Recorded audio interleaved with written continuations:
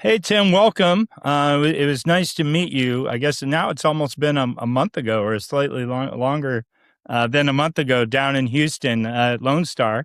I know it's the online college, but across all the colleges, there's 90,000 students. So pretty impressive. But I know you've been teaching in higher ed, I think, since 1993. And, your background's kinesiology, which is, it's not computer science, it's not instructional technology. And, neither of our backgrounds, is either. But how did someone with that path, right, become one of the most visible faculty members in higher education? Not just across your university, but nationwide. You were even invited to the White House, and you have two commercial tools. That were AI tools that were shipped before ChatGPT even existed. So, how did you get into all of this? I do get asked that question frequently because they say kinesiology and AI, there's a disconnect there. I did take one computer class in my lifetime, and that was freshman year high school, and I earned an F. And that was my only training. But then in the late 90s, I needed a website for my martial arts gym. So martial arts has been my lifelong passion, and I attribute it many of the things I've been able to succeed at to my martial arts training with all the discipline and never quit attitude.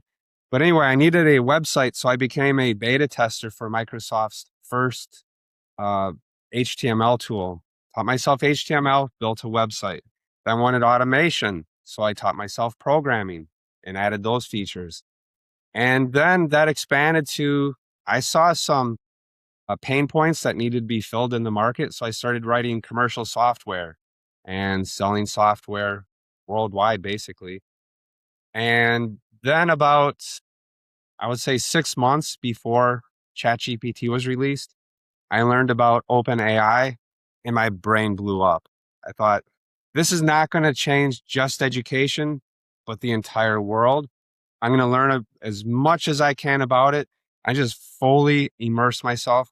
Since that day, every single day, I've never missed studying and learning more about AI.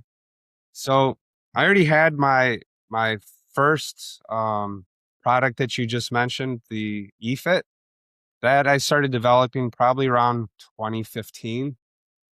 And that just came from as a faculty member, I had a strong need. Traditionally in kinesiology, when there's an activity component required, faculty would require, turn in a spreadsheet or a Word document and write down what you did for your workouts. And as I would read these workouts, and I think, okay, copy and paste, copy and paste, copy and paste. And I knew they weren't doing it. And so then speaking with my colleague at Lone Star College, Ronnie Nespeka, he said, you know what, we should have them wear Fitbits or activity trackers. So we did that for a semester, but then we get all this data coming in. It's like, how in the world do you decipher all these different styles of spreadsheets and data? And that's how eFit was created. I needed a tool to take all these different activity tracker data, compile them into a grade based on set criteria. And it was just incredible how it enhanced our kinesiology program. And so then I commercialized that and started selling it, access to it to schools around the country. And and I didn't integrate AI things into that, such as students have to track nutrition for 3 days, write an analysis paper. So into eFit, I built a platform where the students enter their paper. It gives them feedback as a tutor would, not rewriting it for them, just guiding them. Hey, you said 2 things about this. You should say 3. And then they go and rewrite it. And that was released, like I said, that was already out 6 months before ChatGPT came out. So it was just blowing people's minds, just that one feature. And then I expanded it to my whole platform of Pocket AI, which it has that same feature where faculty side, they put their rubric, the assignment, students get that feedback on the student side. It was creating all types of things, anything a faculty member would need. It was creating with very little prompting. They just say grade level, topic, go, because all the prompting was done behind the scenes through the API. So I guess I don't know if that's the short or the long version, but that's essentially how I got going between kinesiology and AI. Tim, what I love about that story that you tell about getting involved in all of this is it was really driven by your interest, your need. You found a problem, you had a problem, you wanted to find a solution to it. And, we've talked quite a bit about this, and there are many others that are talking about, especially with AI, that we need to teach entrepreneurship or really that problem solving to students. What is it about, do you think, your background that gave you that when the tools weren't quite as easy to use? I mean, teaching yourself HTML and then some programming to do what you were looking for, that's a lot more friction than most people would be willing to put up with. What gave you that sense of perseverance? What really motivated you to work in that way? And really the crucial part then is, how do we take that and we model it for our students? Because I think it's going to be really important in an AI inflected world that they have that same perseverance. I really love that question. And that question, the answer is the basis for almost everything I do. And I would say in the beginning, what really stemmed that and pushed it forward was, for example, I did a instructor test for Muay Thai, which is a sport in Thailand, or it's like boxing, but you can also hit with the elbow, knee people in the face and kick them anywhere. So I did that test and I got the crap beat out of me. I ended up with my thigh bone broken open. I grew an extra bone in my thigh muscle as a result of just the beating that I took. But my goal, I had to throw 60 kicks and 40 knees each round against two different opponents. And they had the pads on, but their goal is to knock me out, and I can only hit their pads. So it was very challenging. I got knocked down a lot of times, and I got back up every time. And at a certain point, I knew I'm not going to pass. I'm not going to get all my requirements in, but I kept getting up. And after that test, which is on YouTube if anybody ever wants to see it, but after that test, people would always ask me, why did you get up? You knew you weren't going to pass. You knew once you got up, you're just going to get beat up again. And the answer is, I'm not going to quit. I'm going to finish, and I'm going to go until that bell rings. And that never quit attitude is something that stuck with me throughout my life. And, like you said, back in the 90s, trying to learn HTML on your own was very difficult. There's no online resources for it. I had basically one of the first web pages, and I eventually did build up the world's first martial arts discussion forum. It had over 1 million visitors every day. I just built into this huge thing. But it was hard because I would have to go out to the bookstore, stand there in Barnes and Nobles, read some books, buy some. But that was a hard way to learn. But what really drove me to do it was the need. I saw the purpose. The purpose is I needed a website for my martial art business. I wanted to be one of the first to have one. So I did it. The programming, I had a need. I needed specific things to happen. So I taught myself how to do it. Whereas when I took the programming class freshman year high school that I really did earn an F in, because I did nothing. It made no sense. How does a 0 and a 1 result in this? I didn't care. I had no purpose. I had no interest. They're making me take it. Well, what am I going to do with this? So 0 application, 0 effort. And when I did have a need, that's when I put the effort in and made it happen. And everything for my business, I'm like a serial entrepreneur. I've had many businesses over the years. I opened my first martial arts gym at the age of 18. I've had many other businesses since then. And I've taught myself how to do everything because of the need. And I would like to relate that to assignments.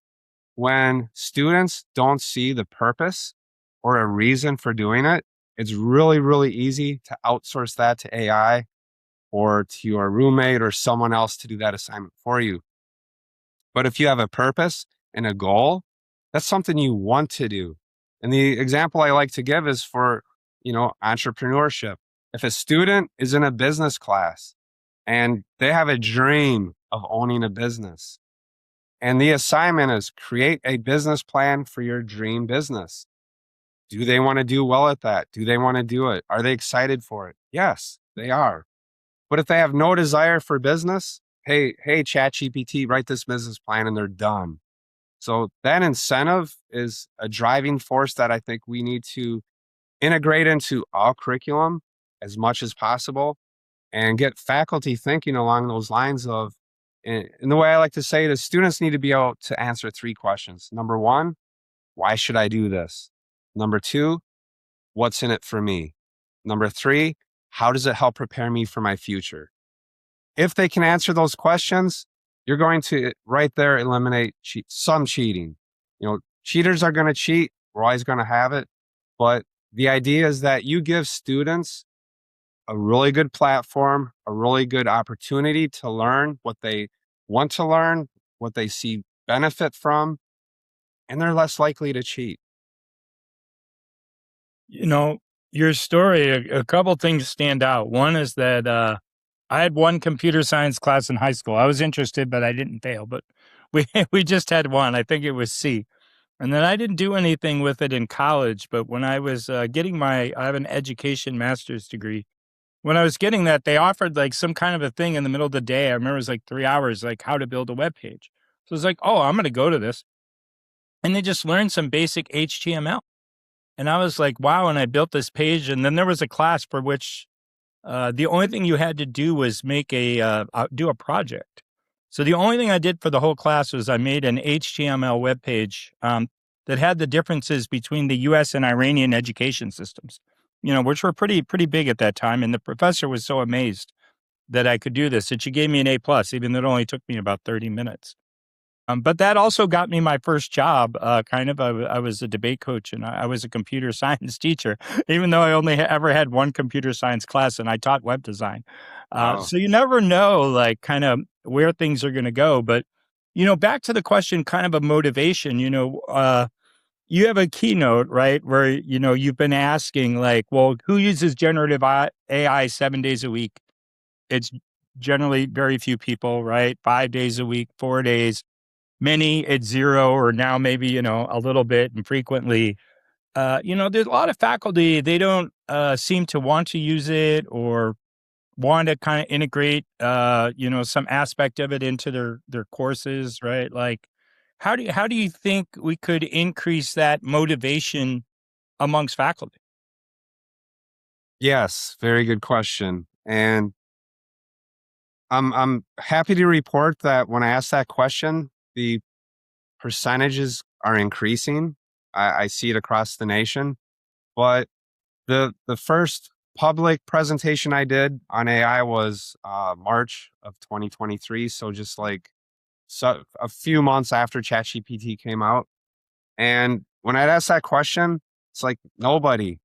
And no one had used them. Like, what? I was shocked. I mean, in my mind, I'm thinking everyone is on this, everyone's exploring it because it's going to change everything that we do in education. So they're on top of it. And when nobody raised their hand, I'm like, oh my gosh, I was just in disbelief. And then a month later, 3 months later, 6 months later, I'm still seeing very, very little involvement with AI. And I'm just like, how is this possible? This is going to change everything that we do, and you're not using it and you're not studying it. Because to me, something like this is like, how could you not? It's just going to change education more than anything ever has. And yet you're not using it or even learning about it. So anyway, I do see those numbers increasing. And what I see really helping faculty get on board, I've seen so much resistance over the last few years where people will actually get in my face, angry, cussing, and they're, like one faculty member said, why can't we use DeepSeek? Because in Texas, the governor said it's illegal to use DeepSeek if you're in a college institution. And so I said, well, that's the governor's prerogative. He's like, well, you need to fix that. And he's cussing like, you need to fix that BS. And I'm like, wait a minute. First of all, why are you upset with me? I have nothing to do with it. And number two, why don't you fix it? It's Yeah. like, I mean, my gosh. But anyway, I just laugh when people get riled up like that because, like, I have nothing to do with it. I'm here to help. But what really does help faculty kind of turn that corner that are resistant is when they see how they can use it in their classes to make their classes better, to engage their students more, to give better outcomes for their students. And they start to learn and understand the processes that they can use and how they can modify assignments. Then they get excited and they get on board like, oh my gosh, I'm revamping my entire class. I'm integrating AI. And they're excited. And that excitement they haven't seen for years because they've been doing the same thing year after year. Now here's a chance for something new and exciting that will benefit students if integrated correctly. The experience that you had in March 23, it definitely resonates with me and Stefan, because I remember we were working on a book and we actually published it in March 2023. And we had the same perspective. It's like, this is changing everything. We have to get this book out immediately because education is going to be totally different by the fall. And we got to the fall and realized people still aren't really using it. And Nothing so it was changed. really, yeah, it really hadn't changed much. It hasn't changed that much since then. And so that's been eye-opening for us to say, you know, we realize we're early adopters. You're an early adopter. It has maybe there's a bit of a benefit there because we're able to kind of see what the technology is and we have a sense of it. A little bit of a curse too, because in some ways that jars us out of everybody else's reality. I'm wondering, thinking about that, what is it about the way you see AI changing education for the next year or so that other people aren't getting yet? And maybe the other part of this is I'm kind of wondering if people will take us seriously, given that we were all that off base in March 23. And not that we were wrong. It's just that our timeline was totally wrong. I'm kind of wondering, how do you negotiate that? And what would you see as coming up next that is probably going to be disruptive in education that most people don't see yet? So the things that I see and you see and Stefan sees, I think are different than what the reality is going to happen. What we see for happening a year from now is going to happen 2 years from now or 3 years from now, because it's just going to take that long to get people on board to really start to make those changes. Things move slow in education, as anyone that's been involved with education understands. So, I thought that by now, several years into this, that things would be much different. I know it's going to happen. It has to. There's no choice. The people fighting against it, they're fighting a losing battle, because eventually that fight is going to make them extinct. Um, which leads me to say that, I often get asked by faculty, am I going to lose my job to AI? And the answer I always like to give is, well, if we think about how many students find your course or decide to take your course, they may go on Rate My Professor and they read course A. We did 3 quizzes. We wrote 4 papers. The class was good. It was fine. And then class B, we built chatbots. We did engaging things with AI. I could see how I'm being prepared for my future. I loved it. It was exciting. It was new. It was novel. What happens next semester when students read those tutor reviews? Where are they going to take a class? And then what happens to that class A enrollment? That enrollment dwindles. This enrollment increases. And eventually they're not making class loads. So really they're phasing themselves out of a job, losing out to faculty that are innovative, integrating AI into their courses. That's one pathway I see these things going. And then, my big concern is perception, and perception from students, perception from industry, because those involved heavily in education understand the importance of it. And even with AI, why it is still important for that interaction with faculty and in a formal education. But the question will become, as time advances from students, why should I go to college? Why should I learn how to write a paper when I can write a paper just on my phone? I had a Texas A&M student several years ago pull out his phone and say, why should I learn how to write a paper when I can write a paper with one click? And that's the perception of students, and it's going to increase. And then perception from industry. Why do we value this 4-year degree when potentially the whole thing was done by AI? What's the validity in this degree? Those are the two, those are both perception based, maybe not reality based, but perception. So we need to do a good marketing job and demonstrate through actions to students why we're still valuable. And the same thing for industry is to demonstrate why we are still valuable. Because if we don't, it's very easy for industry and students to say, we don't need college. We can just ask AI. Yeah, when you mentioned this before and you mentioned it again, when you first started using it, you're like, this is going to change everything. That's kind of how like I initially got involved. It was early December, and I just had the article up when I did a presentation on Friday, December 6th article in the New York Post. I saw an article that said this thing was going to replace Google. And I was like, oh, I better read this. I use Google all the time. And I saw it was ChatGPT. And then, I noticed the language models before, but, they were just turning out gibberish. And I thought, yes, this is going to change everything. But when I put this article up in the presentation to explain to the people how I got involved, but one of the people on the board was a teacher, and he said, look at the date on that. He said, that's December 6, 2023, when Stefan learned about this. He's like, in schools didn't learn about this for like 2 more years after that. And I thought, well, they kind of did. My perception is they kind of did, but they just ignored it. But, maybe I'm wrong. Maybe they just didn't see it at all, or the significance. When you talked about helping the faculty kind of redesign, right, their courses, redesign assignments to be more interesting. And I think one of the things you came up with is called like AI responsive assessment design, or A-RAD. I wonder if you could maybe like talk about, what an assignment might look before A-RAD, and then kind of if a faculty member were to use this, with the same kind of learning objective in mind, what that assignment might look like after the fact. Sure.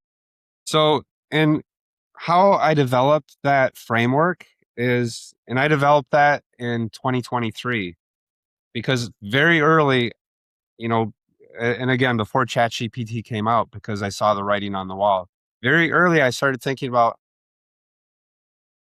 how am I going to redo my assignments? Because if they can just give a prompt and get the entire assignment, I need to do something, because I need to keep it, legitimate assignments. So I noticed that as I thought about assignments, and I noticed I was going through the same thought process. And then I took that same thought process and I developed that into the A-RAD framework. Essentially, the way that framework works and the way my thought process worked at that time and still is I look at an assignment and I ask myself, what is the ultimate objective of this assignment? And once I can answer that, we have objectives for the assignments, but really, truly, a lot of those things are put in there just to check boxes. Really, truly, what is the true objective of the assignment? I answer that. And then I ask myself the question, could this assignment objective be met while integrating AI into the assignment? And if the answer is yes, great. Let's redesign it and integrate it. If the answer is no, figure out why not, because maybe it can be modified for that. And then, of course, there's a maybe. Now, I do understand, and I agree, not every assignment should have AI involvement, but some can very effectively. So an example to answer your question of before and after, and a before assignment, write a paper about the effects of fitness on health. It's something simple. Write a 500-word paper. After A-RAD, and this is actually an assignment I do in my courses, and I absolutely love this assignment. And so I give the students the option to choose. And I think that's really important. I could say, do a assignment about, I don't know, cardiovascular fitness. Okay, they may not care about that. But if a student has diabetes, they may want to know, how can I improve my health if I have diabetes? Or if they're an athlete, how do I increase my athletic performance? Those are things that interest the student and that they want to learn more about. But if I feed the topic to them, they don't have that care. So I tell them, pick any topic of interest that has to do with fitness, health, wellness, nutrition, anything. You go out and you research and you find 3 sources that back up that interest level. With those 3 sources, you use that as your knowledge base to create a chatbot. They create a chatbot. Then they have to write the prompt. They have to then have a conversation with the chatbot, and the knowledge sources are already in there as part of it. After they have the conversation, they have to fact check and supply 3 citations. So now they're doing research and they're fact checking. Then they write an analysis paper of that experience, what they learned from it, what are the takeaways, and then they turn all of that in. And what I love about it is it gives them the opportunity to explore something that will be beneficial for them, that will help them. They have to research. They have to learn how to create a chatbot. They have to write a prompt. They have to supply knowledge sources. They have to do the chat. They have to do an analysis paper. And they can see that it's very comprehensive. There's critical thinking skills, analytical skills, researching. They're learning about something they're interested in. And they're learning how to build a chatbot, which is a really great skill that can help them in almost not anything, but many things that they do. A chatbot can help them. It gets them started understanding more about AI, which they will have to, in many cases, use for their future jobs. So that assignment, I loved it so much that I created a chatbot assignment chatbot creator, which is just a chatbot, a ChatGPT GPT. All you do is you go there, you put in the discipline, grade level, and it creates a very nice comprehensive assignment for faculty that they can then edit, put their own words into it, their own flavor, and then share that as an assignment. But I love the assignment. It's a very nice work over from the traditional, hey, write that paper. One aspect of this that I think is a common thread is the understanding of student motivation, and also the way that you're preparing them to develop some AI literacy, some fluency with these tools. This takes me to something that you shared with the White House task force on this, and it's that gap of the 97%, 20% gap of 97% of hiring managers, and I might have the figures wrong, but it's overwhelming number of hiring managers are expecting AI literacy, but only something like 20% of students feel like they're getting it, and that the education's providing that opportunity for them so that they feel prepared. When you're thinking about this, it's I think you've argued that one course isn't enough. You really have to embed this across the curriculum. This kind of ties into something we were talking about before about faculty, trying to make sure that there's motivation for faculty. But I'm also wondering, what do you see as avenues for students to develop that fluency and so that they feel prepared? Because that sense of their own ownership over it, I think, is an important component. Sadly, I think for the most part, students are learning about AI and becoming AI literate on their own. I think they're watching TikTok videos, they're talking to their classmates, and they're experimenting and figuring things out. I don't feel like there's enough official guidance for students in many colleges and school systems. Um, and that'll change over time. It has to, but it's coming very slowly. Um, and you mentioned, different disciplines. It's great if you can have a course of AI for students in a college, but that's good, but I don't think it's great. I think what is great is you have maybe a 10-minute snippet that can be offered in every discipline multiple times throughout the semester, because the way that AI is used is different for different disciplines, there's so many purposes. And the limiting factor with AI is really your imagination, your creativity. Uh, but a accounting class will use AI differently than kinesiology class. So if snippets of AI literacy, AI training can be embedded into every discipline that is applicable, which is many, students benefit, and it's not being shoved down their throat because if they hate it or they have opposition to it for their environmental concerns or religious concerns, whatever it may be, it's not like they're having to do a whole entire semester of a full course. At Lone Star College, I recently met with the first year experience class, and they interviewed me for a short video that will be shared with all faculty teaching this course to kind of set some expectations and some guidance perhaps on how they can integrate AI into the first year experience class. I think that's a really great place to start. As soon as they get into college, here's the basics. And we're also working on a micro credential that will have AI embedded into it as well. But above that, above and beyond those initiatives, which I think are fantastic, I really want to see those discipline specific embeddings of AI literacy. I think that can make a big difference. Yeah, but I try to, and usually don't have time to get that part, but, GPT has, a couple meanings, right? There's the technical generative pre-trained transformer, right? But there's also kind of a general purpose technology. It literally applies to everything, right? So I think academia's first experience with it, was kind of a negative one from at least their perspective, right? It's just, well, it outputs as text and students can write a paper, right? But it's so much more than that and has so many implications beyond that. And, I think, like you say, getting into the different courses and subject areas and helping students learn how to use it is really essential.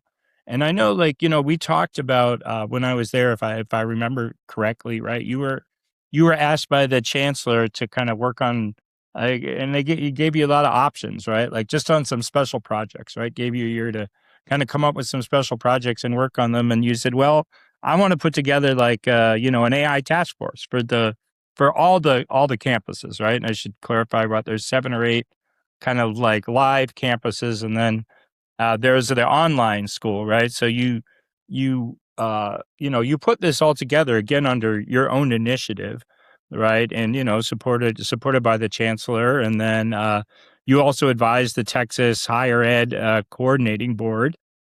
So, there's different levels, right? We talk about kind of faculty learning more, right? Some of them, in some instances, they just haven't had as many opportunities or time to learn. And in other instances, there's some resistance. That's at the classroom level.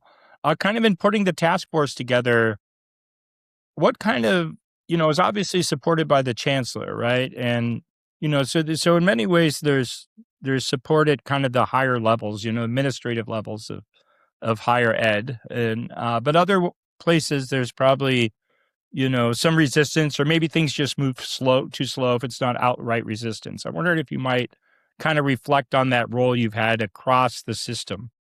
Sure. And so about a year and a half ago, the chancellor reached out to me and said, "Hey, Tim, I'd like to present you with an offer. I'll put your department chair position and faculty position on hold for 1 year. You come work out of my office." Um, and I said, "Well, what would I be doing?" And his answer was, "Identify system-wide issues and solve them. As long as that doesn't break board policy and it's not illegal, you can do it." I'm like, what? Identify system-wide issues and solve them. Like, what the heck? And he didn't say anything about AI. That was never a part of the conversation. And I said, "May I think about it?" He said, "Yes." So I actually thought about it for well over a month, because that's, Lone Star College has 8,000 employees, 97,000 students. And to identify system-wide issues and solve them, like, oh my gosh, that is a huge, huge task. So eventually I reached back out to him. I said, "Yes, I would like to accept the position." And again, still nothing about AI. Then last January, the position started. And the first week, I sat there, I'm like, what in the world am I supposed to be doing? I was just so perplexed. But a need that I identified is this system of this magnitude needs a central AI task force. So I thought, okay, I will create a system-wide AI task force. I created a proposal for it, kind of a plan. Uh, in the plan, I went about, so I never really had a discussion with the chancellor about my plan. Uh, I did have a proposal that I don't know, I hope he read, but I will say he was not opposed to it because I was never trying to get, not shut down or stopped. But I went forward very strategically. And the way I did that, even before I was on that special assignment, I was already doing things for the college, like offering workshops, doing presentations on AI, and trying to build up, um, the people that are the champions of AI, get them on my side, behind me, because I knew no matter what, having um, those AI champions are going to help spread throughout the system just organically. So that's really my first step. But then after that, once I had my plan, the next thing that I did is I asked for a meeting with the vice presidents, and I went to the vice presidents meeting, and I shared with them, and I said, I am creating a AI task force, and I would kindly ask you to recommend two AI champions from your respective campuses, and that is who will comprise the system-wide AI task force. And then they asked me a bunch of questions, as I assumed they would, and they liked the answers. They all sent me two recommendations of who should be on the task force. I then reached out to some different administrators. Uh, I contacted one of the campus presidents and I said, would you like to be co-chair of the AI task force? And immediately, yes, he was on it. There's another college president who's a member of the task force. I got IT involved. I got a librarian involved, uh, staff. So I want to get a nice cross section of people, but only AI champions that are for AI. I didn't want any of the naysayers on that task force to slow things down because this needs to move fast. That's the only option. And the idea is that the naysayers can have their chance after we start building momentum. And then I would love to hear what they have to say. But I didn't want that negativity on something that had to happen quick. Um, Once that got going, and it's still going today, I still chair that task force. Um, the next part of the plan is that each of the 8 campuses needs to have an AI council. So the representative on the system task force then started an AI council at their respective campuses, and they built up a group on their campus. So what happens is we have campus level meetings, then that chair of the campus comes back to the system one. They share what's going on at every campus. That's how we start every meeting.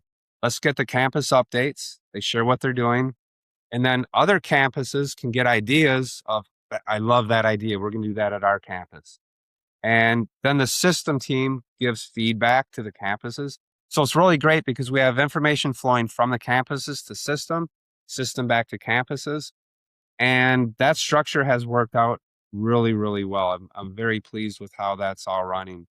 And so anyway, after I went to the VPIs and got their buy-in for this, the next thing I did is I went to the faculty senate president's meeting and I told them, this is what's happening. So that strategic order of operations, I feel, is very important because I never faced any resistance anywhere along that path, which thinking about it, I feel is remarkable to not have any resistance with a system that huge. There certainly is resistance out there, but there was no resistance in that pathway of getting this thing started.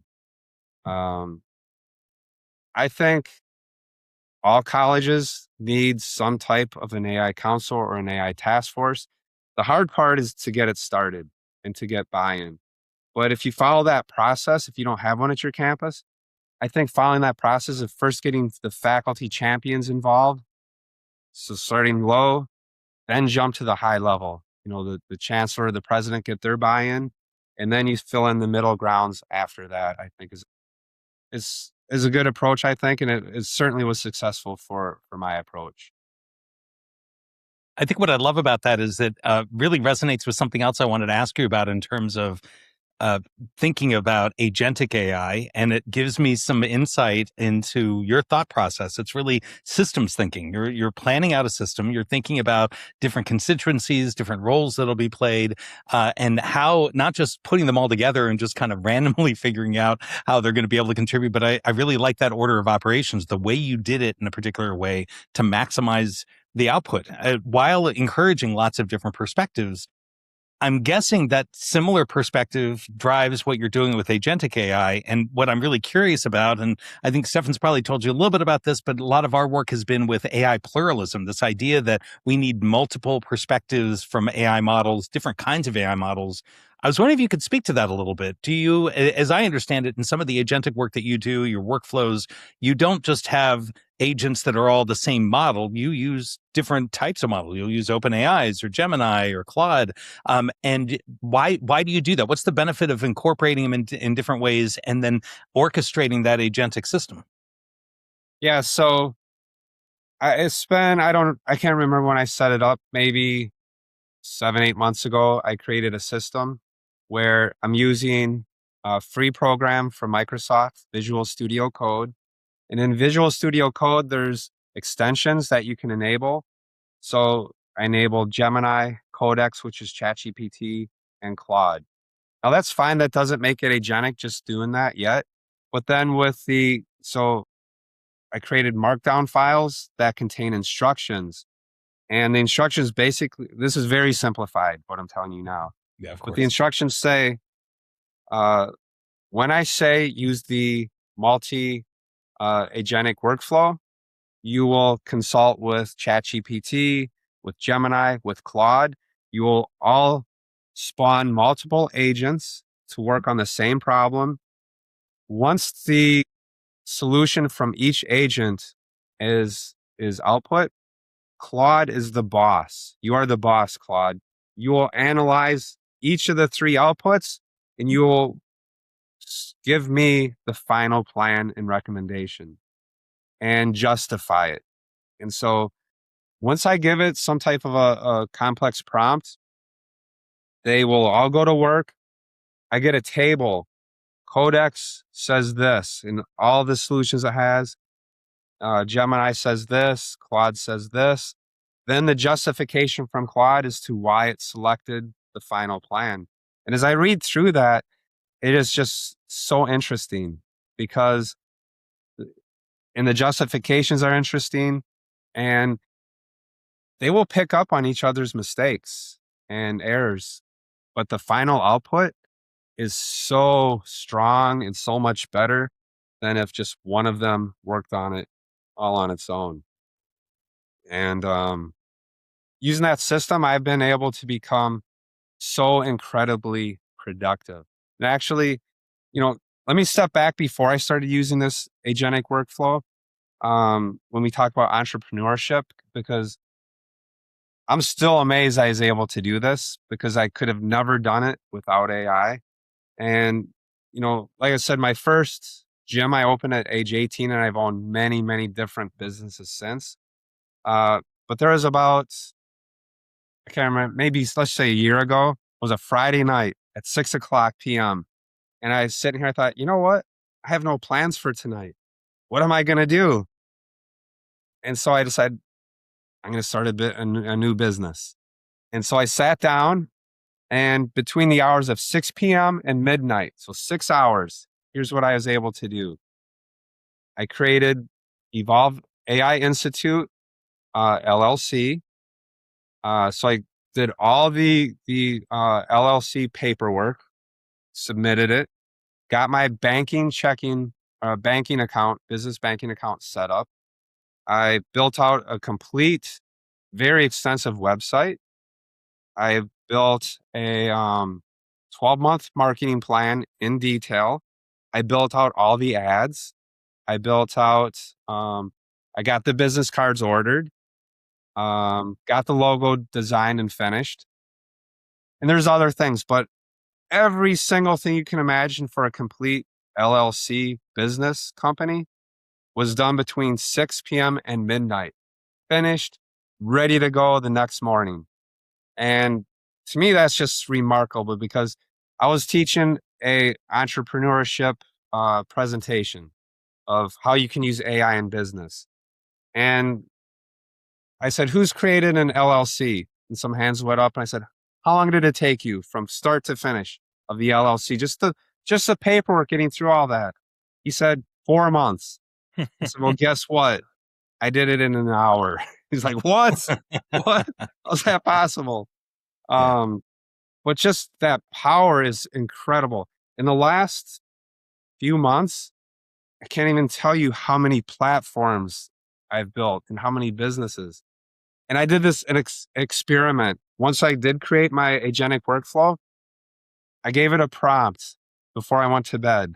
And I said, do research, do market research to find a gap in businesses that don't exist, but they should because they can be monetized.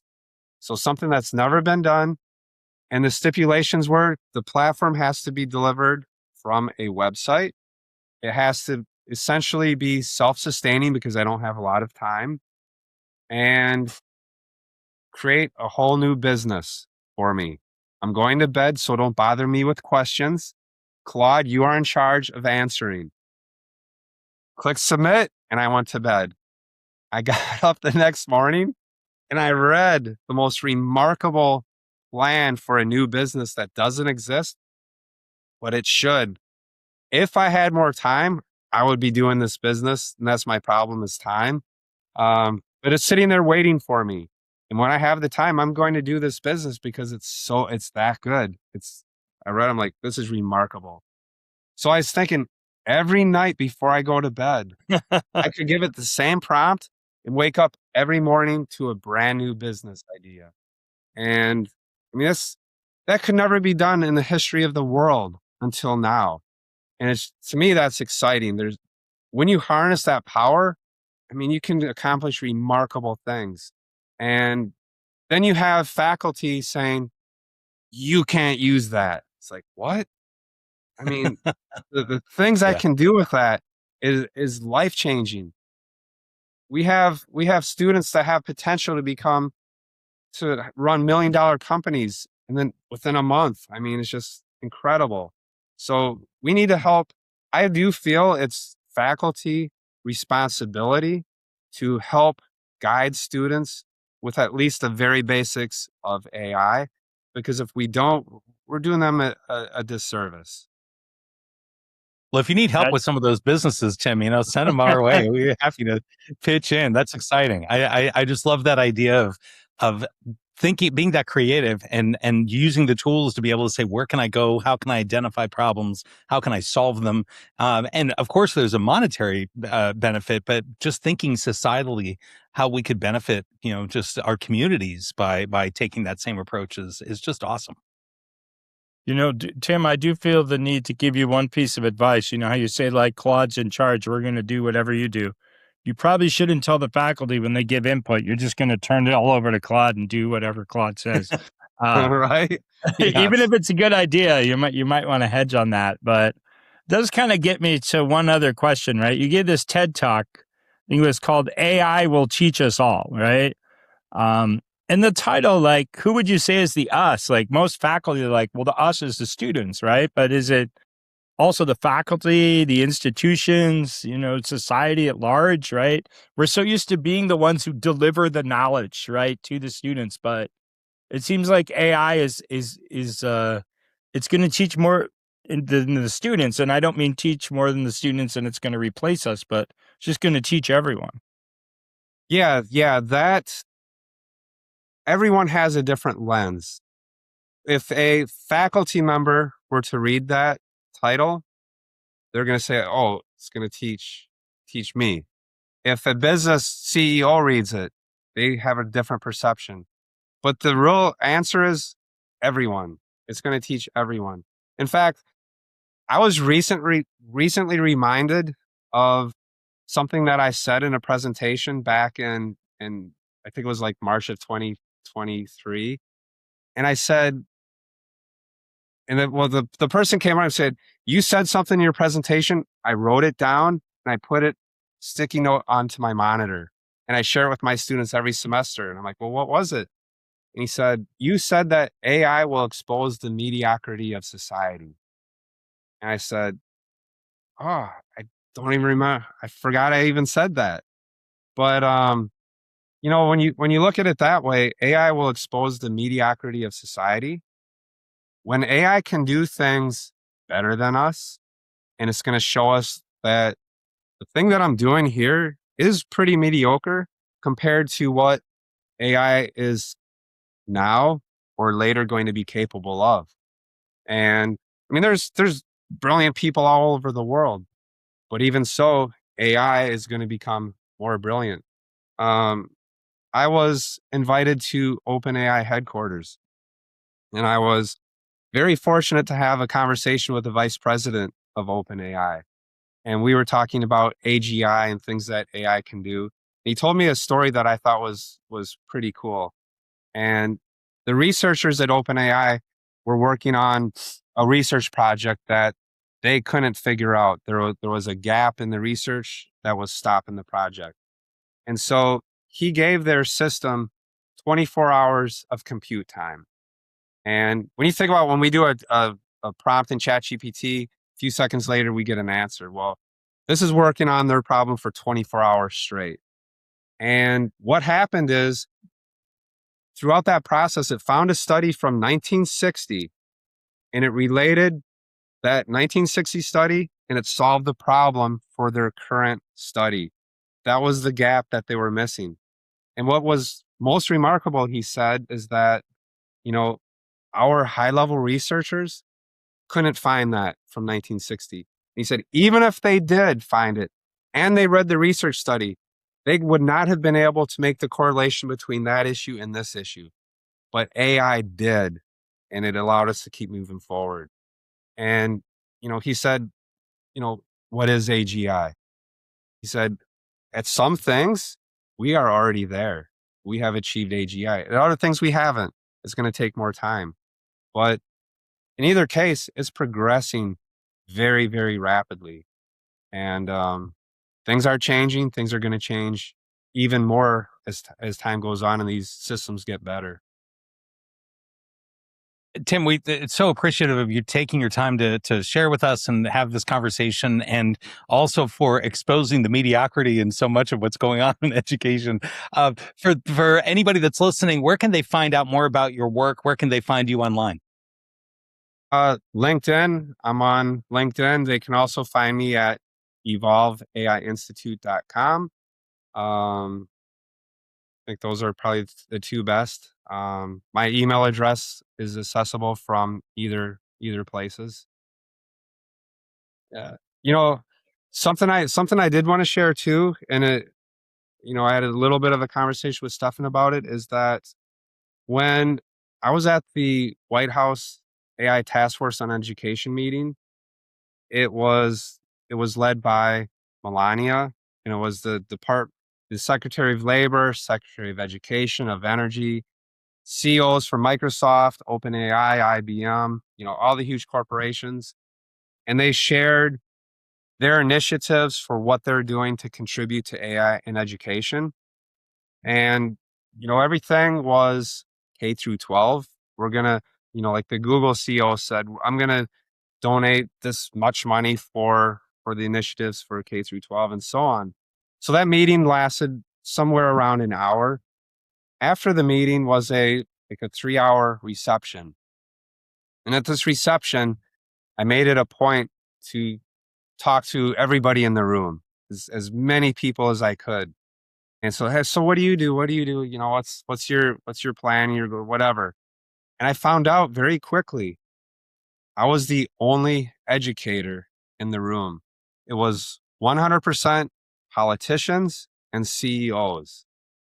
And so once I realized that, when I was able to speak to some White House staff, I said, you know what? This is really, really concerning to me because nobody knows the inside of a classroom better than the teachers, than the faculty. Certainly, they know it better than politicians, than CEOs, because they're there doing it every day. So I really hope you'll get more educators involved. You know, I'm shocked I'm the only educator here. I just can't even believe it. I went to this White House meeting thinking this will be so cool because I'll get to interact with other faculty members and find out what they're doing and learn from them. Um, there was one CEO who taught grade school 15 years ago. There was a White House leader who was involved with the college, 10 years ago. And that was it. That was the only connection. And then the other thing that I expressed with the White House staff that I found extremely concerning is that, and I said to them, these White House initiatives are K through 12. Yet we have college students graduating, entering the workforce, and they don't have these same initiatives. They're so strongly needed because they're going through 2 or 4 year colleges being told, you can't use AI, you can't do this. Then they get to the workforce, they're saying, you have to use it. And the story I'd love to tell is the CEO of Shopify, which is a $100 billion company. He released an internal work memo. He didn't release it, but it got leaked. So once it got leaked, he went on to X and he said, hey, since this was leaked, I'll share it anyway. And the two things that really stuck out to me in this memo is, number one, using AI on the job is an expectation. And he went on to say, employees using it are 10 to 100 times more productive than those that are not. And then number two, before you may hire someone new, you need to justify why AI cannot do the job better. So you have Shopify and other companies in other industries doing similar things.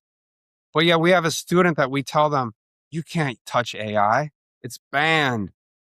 And now with this White House initiative, we have students starting in kindergarten learning AI literacy, and they go K through 12. And then they get to college and they're told, you can't touch it. And they're like, what world is this? This is just craziness. And then they progress on to the industry and say, you have to use it. You have to use this AI tool embedded into Excel to become more productive. I don't know how to do that. It's like, how do they even get through the interview? How do they maintain the job if they're not on the same level as their competitors? So I just think it's so important that faculty really take a close look at how can I contribute to the success of my student in the future that they're entering, because if they don't, it's going to be really hard on our students. And that's the number one priority is our students.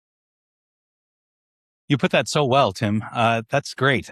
Thanks for leading that charge. And, you're right. We need to get more faculty at the table, and we need to make sure our colleagues are coming forward to figure out what's best for the students. That's really what it's about. That's great. Right. All right. Thanks you so much, Tim. It's great. Hey, Thank thanks so much. you. I really appreciate it. I appreciate the invitation. And let me just add, Stefan, I've been following your work since day one when I saw you on LinkedIn, and I've always had high respect for your writings and the things you're doing. So being here is a great honor. I appreciate it. It was great to meet you, see everything you do as well. Thanks. Thank you. Take care.